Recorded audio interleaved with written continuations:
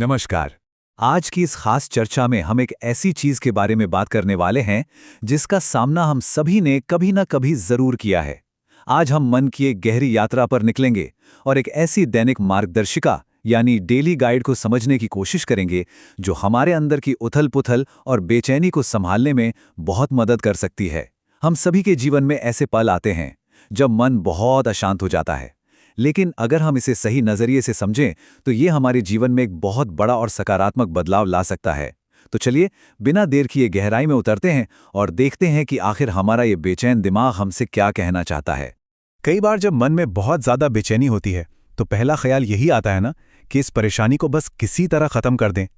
हम अक्सर इस भावना से लड़ना शुरू कर देते हैं। हम इसे एक दुश्मन मान बैठते हैं जिसे जल्द से जल्द हराना है। लेकिन जरा सोचिए, क्या हमें इन कड़वे पलों से लड़ना चाहिए या फिर वास्तव में इनसे कुछ सीखना चाहिए?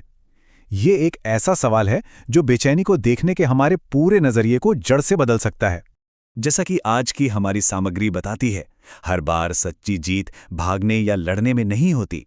कई बार जीत बस उस बेचैनी के पल के साथ सहज होने में, उसे स्वीकार करने में होती है। बेचैनी का हर दौर अपने साथ जीवन के कुछ कड़वे लेकिन बहुत जरूरी सबक लेकर आता है। हमारी ये बेचैनियां हमें अपनी कमियों को सुधारने और जीवन को ज्यादा सही ढंग से जीने का एक मौका दे सकती हैं, और यही स्वीकार्यता हमें असली शांति की ओर ले जाती है। तो चलिए, सबसे पहले इस बात को समझने की कोशिश करते हैं कि आखिर ये बेचैनी है क्या।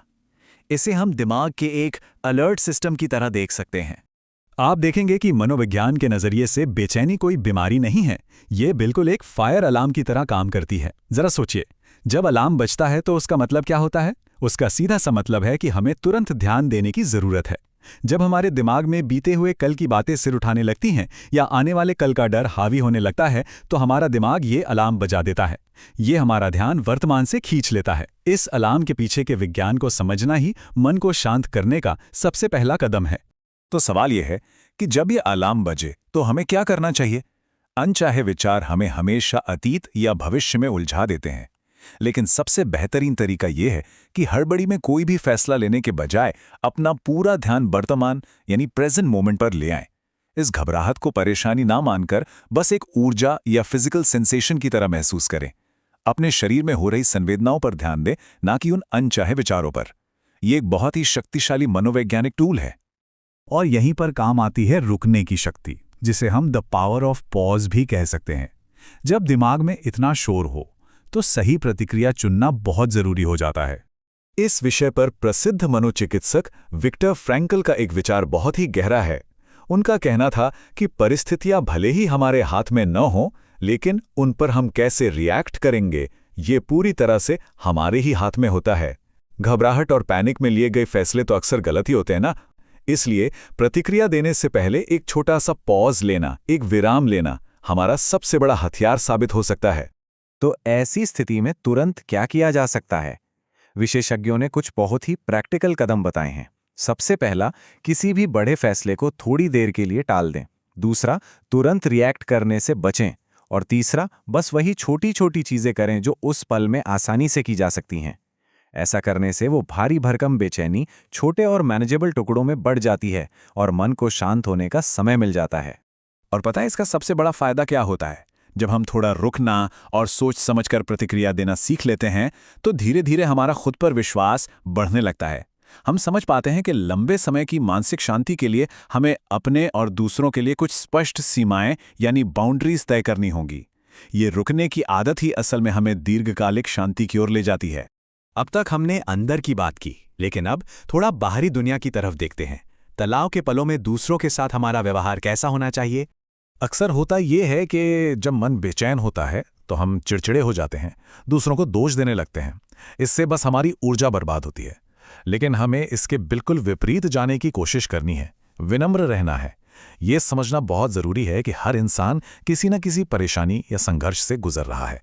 दोष देने के बजाय अगर हम थोड़ी सहानुभूति और धैर्य दिखाएं तो तनाव के उन पलों को बहुत आसानी से संभाला जा सकता है। और जब हम लगातार इस समझ का अभ्यास करते हैं तो सच में एक बहुत ही खूबसूरत बदलाव आता है।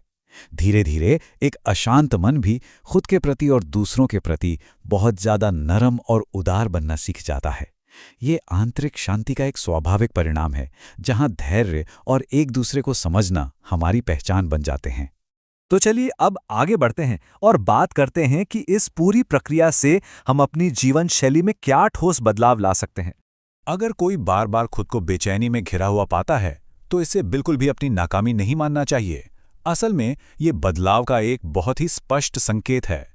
ये एक अलर्ट है जो हमें बता रहा है कि हमारी मौजूदा जीवन शैली या आदतों में तुरंत सुधार की जरूरत है। अगर हम इस नजरिए से देखें तो यही बेचैनी एक उत्प्रेरक यानी कैटलिस्ट बन जाती है, जो हमें एक बेहतर जीवन की ओर धकेलती है। और ये जरूरी बदलाव क्या हो सकते हैं? बहुत ही सीधे और असरदार कदम है, जैसे अपने खान पान को बेहतर करना, अपनी दिनचर्या में थोड़ा व्यायाम शामिल करना, या फिर किसी नए लक्ष्य की तरफ कदम बढ़ाना। ये सभी चीजें हमारी ऊर्जा को एक सही दिशा देती हैं। लेकिन यहाँ सबसे अहम बात यह है कि अगर इन सबके बावजूद आराम ना मिले, तो किसी प्रोफेशनल या अपने किसी बहुत करीबी शुभचिंतक से बात करने में कभी संकोच नहीं करना चाहिए। मदद मांगना हमेशा हिम्मत का काम होता है।